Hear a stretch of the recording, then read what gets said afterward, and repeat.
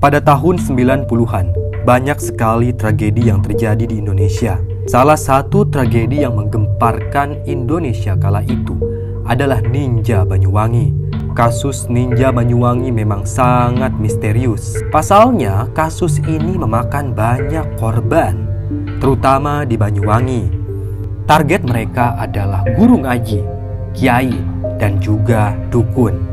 Banyak sekali para dukun yang tewas di tangan Ninja Banyuwangi. Namun tidak seperti ninja-ninja di Jepang. Menurut beberapa kesaksian warga, Ninja Banyuwangi kala itu menggunakan HT atau alat komunikasi. Orang-orang yang akan diburu, rumahnya ditandai dengan tanda silang. Betapa mengerikannya kala itu ketika rumah mereka sudah ada tanda silangnya. Maka di malam hari para ninja itu akan dengan senyap menghabisi si pemilik rumah. Nah, dan kali ini Mbah akan cerita tentang Mak Isim. Dia adalah seorang dukun yang gagal dihabisi oleh Ninja Banyuwangi. Seperti apa kisahnya? Tanpa banyak basa-basi lagi, langsung aja kita simak ceritanya. Para warga di Banyuwangi kala itu hidup dengan damai dan tentram. Memang di Banyuwangi kegiatan ekonomi berjalan dengan lancar. Namun pada suatu hari, tiba-tiba saja Banyuwangi dilanda orang-orang gila. Banyak sekali orang gila misterius yang berdatangan ke sana. Awalnya warga tidak menduga apapun, namun ternyata bencana ada di hadapan mereka. Di antara para korban Banyuwangi, ada seorang dukun yang terkenal sangat sakti. Namanya Mak Ijah. Di umur yang senja itu, Mak Ijah hidup mandiri. Anak-anaknya semuanya di kota. Ada yang kerja di pabrik, ada juga yang jadi guru. Mak Ijah tidak mau ikut dengan para anak-anaknya itu. Dia ingin hidup mandiri di kampung. Lagi pula, sebenarnya walaupun Mak Ijah ini hidup dengan sederhana, tapi dia banyak uang. Karena Mak Ijah terkenal sebagai dukun yang sangat sakti. Banyak sekali orang-orang yang berdatangan ke Mak Ijah dengan membawa hajat mereka masing-masing. Ada yang ingin usahanya lancar, ada yang ingin punya anak, bahkan ada juga yang ingin minta santet. Selama bayarannya sepadan, Mak Ijah akan melakukannya. Di rumah gubuk dan kecil itu, Mak Ijah hidup seorang diri. Rumahnya memang ada di tengah-tengah kampung. Warga di sana sangat sayang pada Mak Ijah karena menurut mereka Mak Ijah adalah aset yang harus dipertahankan. Rata-rata para petani di sana sebelum menanam padi, mereka akan datang ke Mak Ijah untuk meminta obat atau biasa disebut jimat agar hasil panen mereka berhasil. Dan terbukti dengan pelantara jimat Mak Ijah, hasil panen mereka selalu melimpah. Nah, dan di suatu sore, Mak Ijah baru pulang dari hutan mencari kayu bakar. Wajahnya tampak berkeringat. Dia kelelahan. Tiba-tiba saja, dia melihat ada seorang laki-laki yang penampilannya acak-acakan. Rambut laki-laki itu gimbal. Pakaiannya lusuh dan kotor, juga bolong-bolong. Lelaki tersebut mengenakan celana pendek dan tidak mengenakan sendal. Tentu Mak Ijah kesal. Dia pun mengusir lelaki itu. Orang gila, jangan duduk di situ, ucap Mak Ijah. Amben atau tempat duduk Mak Ijah yang berada di belakang dapur itu kotor karena diduduki oleh orang gila. Lelaki yang berpenampilan seperti orang gila itu pun beranjak pergi. Namun sesekali lelaki itu menoleh pada Mak Ijah. Mak Ijah menyangka orang itu hanya orang gila biasa. Namun dugaan Mak Ijah itu salah. Dia bukan orang gila sembarangan. Dia diutus oleh seseorang untuk mengintai Mak Ijah.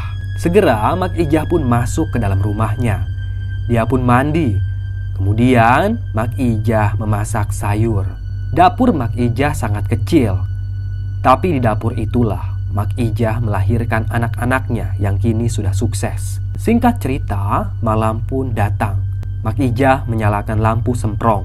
Kala itu belum ada listrik ke kampung. Penduduk di sana mengandalkan lampu semprong untuk pencahayaan.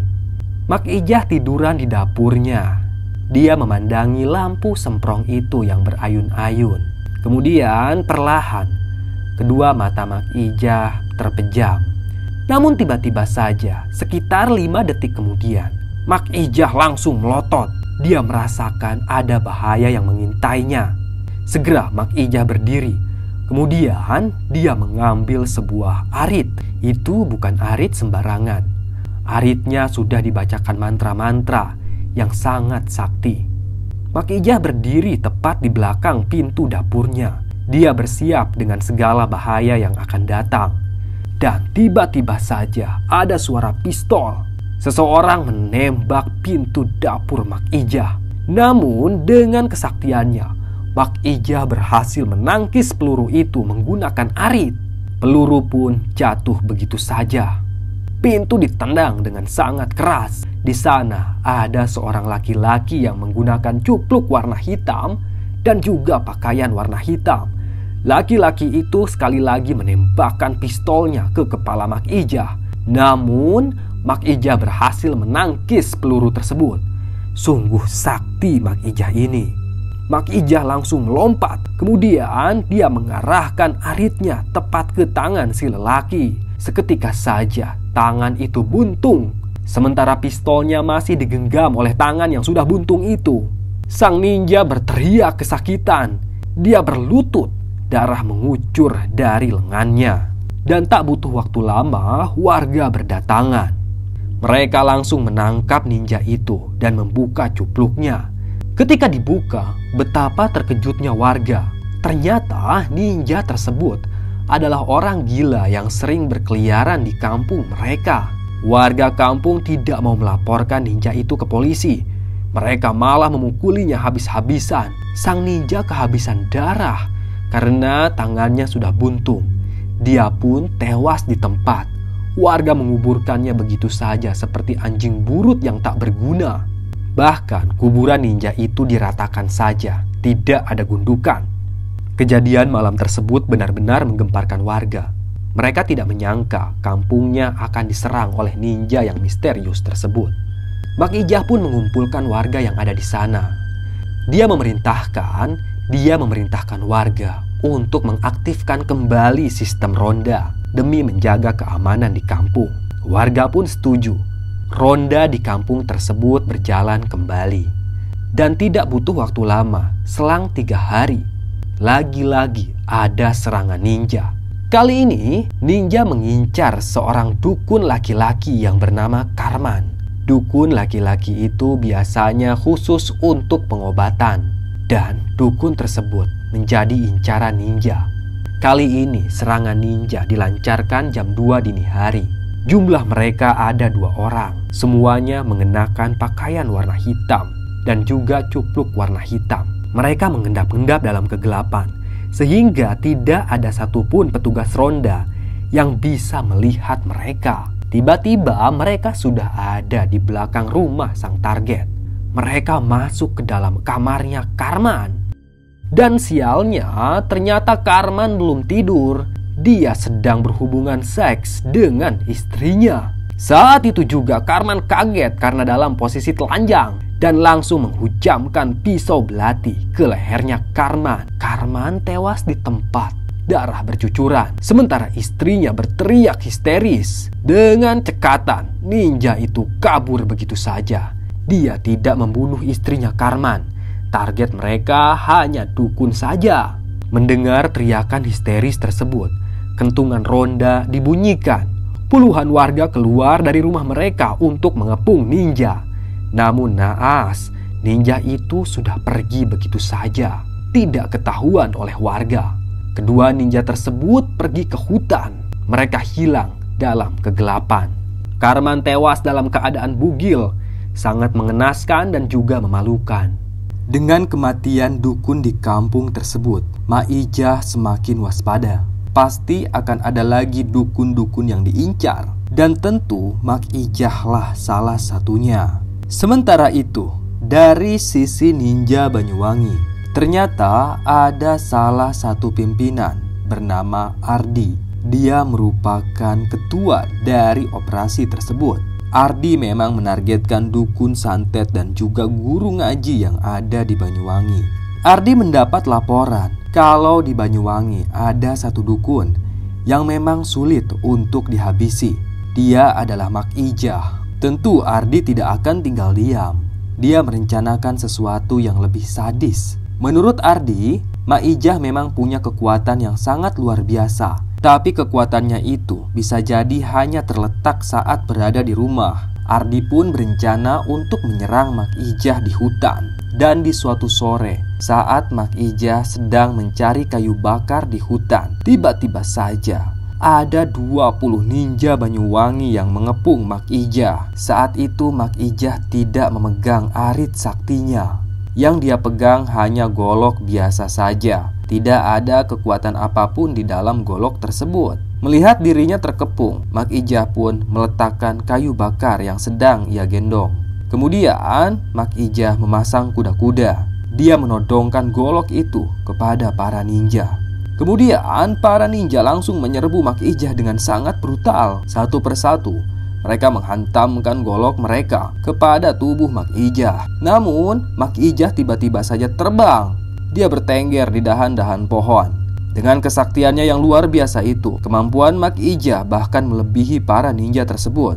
Mak Ijah lompat dari satu dahan ke dahan lainnya. Kemudian dia menyerang para ninja tersebut dengan gerakan yang sangat cepat.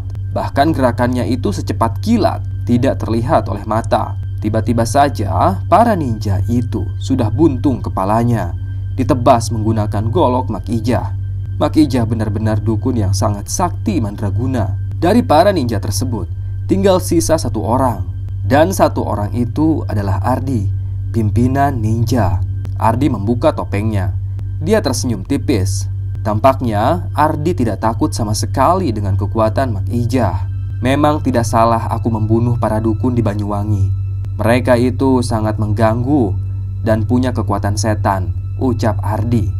Mak Ijah diam saja. Dia masih bertengger di dahan pohon yang rendah sambil menatap Ardi dengan tatapan misterius. Goloknya bercucuran darah. Mak Ijah siap melompat untuk menebas lehernya Ardi. Beberapa detik kemudian Mak Ijah menghilang. Tiba-tiba saja dia sudah ada di atas kepala Ardi.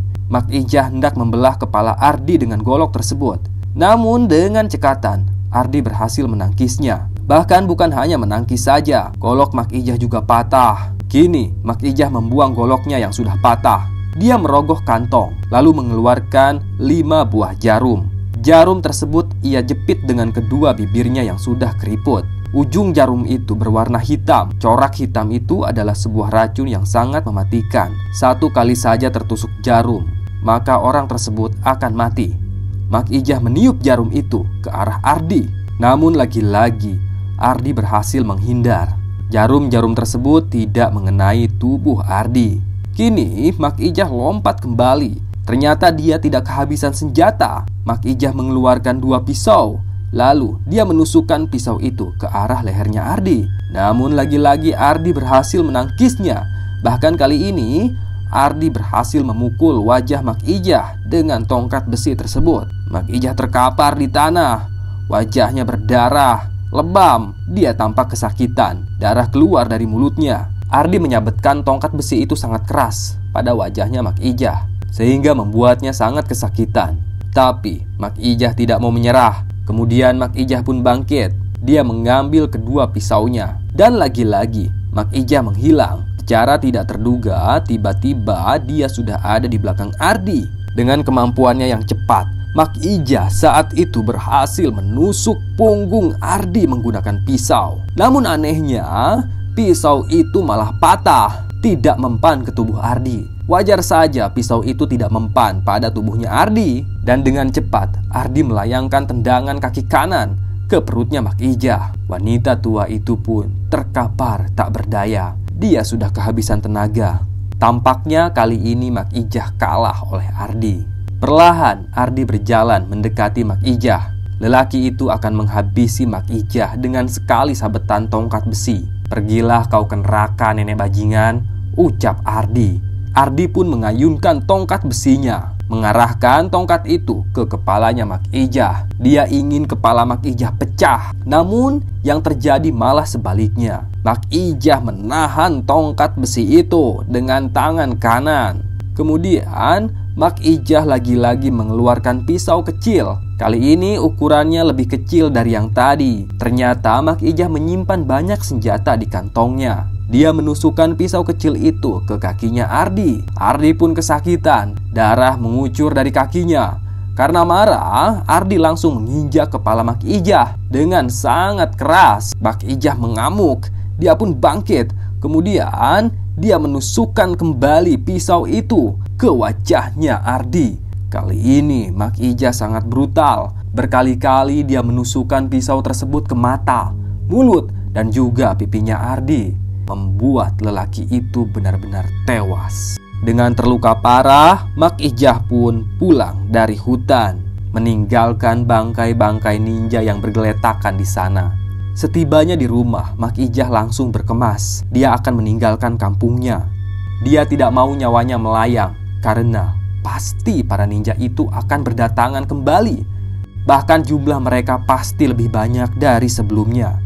Apalagi Mak Ijah sudah berhasil membantai para ninja tersebut. Banyak warga yang penasaran melihat kondisi Mak Ijah yang terluka parah. Tapi Mak Ijah tidak banyak omong. Dia hanya pergi begitu saja, meninggalkan kampung yang sudah dilanda oleh teror ninja tersebut. Melihat kepergian Mak Ijah, dukun-dukun yang ada di sana juga ikut kabur dari kampung. Mereka tidak mau diteror oleh ninja. Alhasil, kampung itu pun bersih dari para dukun. Dan keberadaan ninja tiba-tiba saja menghilang dari kampung tersebut. Selesai. Terima kasih sudah menyimak cerita Mbah. Tunggu cerita-cerita lainnya ya. Tetap sehat dan salam merinding.